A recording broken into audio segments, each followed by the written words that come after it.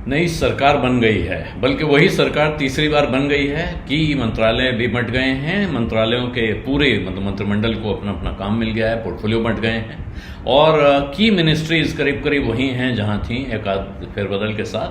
खास बात यह है कि वित्त मंत्रालय उन्हीं हाथों में है जिन हाथों में वो रहा।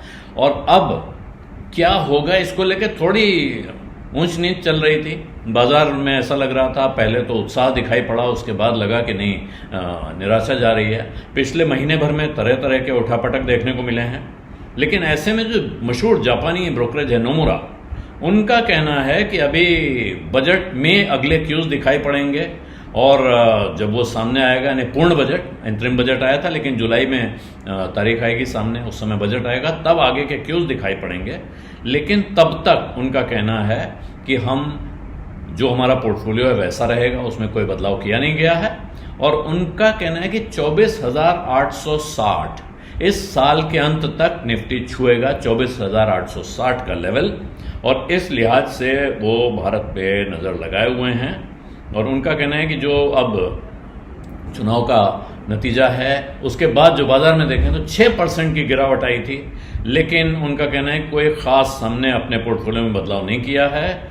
और जो ख़ास तौर पे पॉलिसी डिसीजंस हो सकते हैं जिनसे फ़र्क पड़ सकता है, पॉलिटिकल स्टेबिलिटी, पॉलिसी स्टेबिलिटी जहाँ तक सवाल है, तो इस वक्त ज़्यादातर लोग ट्रेडर्स जो हैं आईटी, फार्मा, एफएमसीजी जैसे सेक्टर्स पे जा रहे हैं और पीएसयू और डिफेंस स्टॉक्स को एक तरह से कहें तो तिलांजलि दे रहे थे, क्योंकि इन पे सरकार की नीतियों का असर होता है।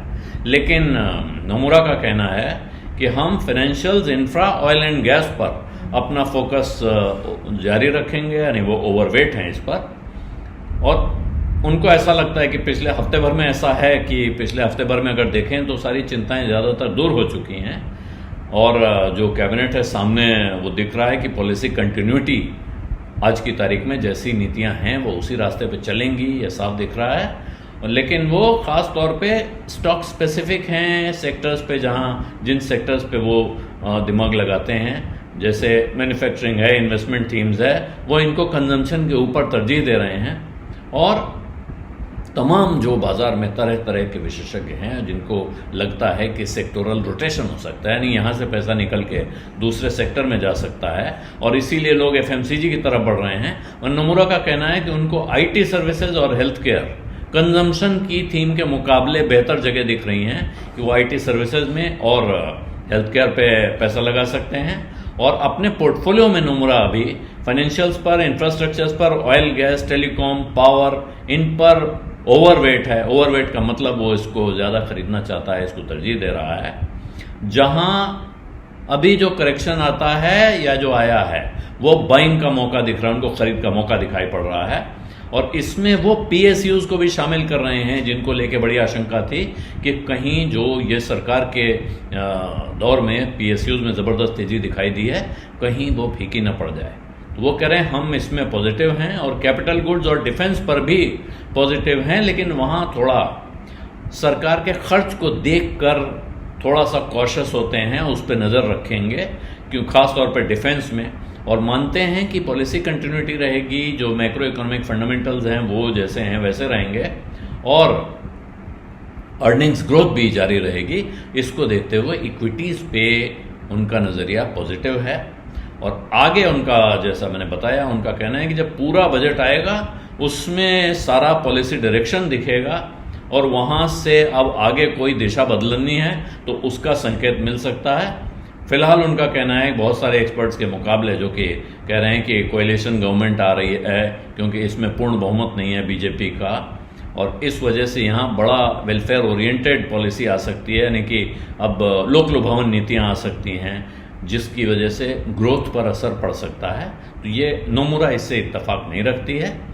उनका मानना है कि जो मंत्रिमंडल बना है जिसमें 61% मंत्री पुरानी सरकार के मंत्री कंटिन्यू कर रहे हैं, तो लगता है कि सरकार मैक्रो स्टेबिलिटी पर, यानी अर्थव्यवस्था को पटरी पर रखने पर जोर देगी, और इस वजह से पॉलिसी जैसी थी वैसी जारी रहने की उम्मीद ज़्यादा है। और इसीलिए कोई बाजार के लिहाज से, इन्वेस्टमेंट के लिहाज से चिंता दिखाई नहीं दे रही है। और इसीलिए इंफ्रास्ट्रक्चर बढ़ाने पर और भारत में मैन्युफैक्चरिंग पर भारत सरकार का जोर जारी रहेगा। बीज अड्डा में आज इतना ही। अब इजाजत दीजिए। धन्यवाद, नमस्कार। बिस्तक आपके लिए लाया है प्रीमियम मेंबरशिप प्रोग्राम, जहां आपको मिलेंगे कई सारे फायदे, जिनमें मार्केट न्यूज़लेटर, लाइव चैट पर आपके सवालों के सबसे पहले जवाब, मार्केट आउटलुक, वीकेंड पर मार्केट स्कैन, एंकर्स के साथ चैट और भी बहुत कुछ। इस प्रीमियम सब्सक्रिप्शन में 3 तरह के प्लान्स हैं, सिल्वर, गोल्ड और प्लैटिनम, जिनकी शुरुआत मात्र 159 रुपए महीने से होती है।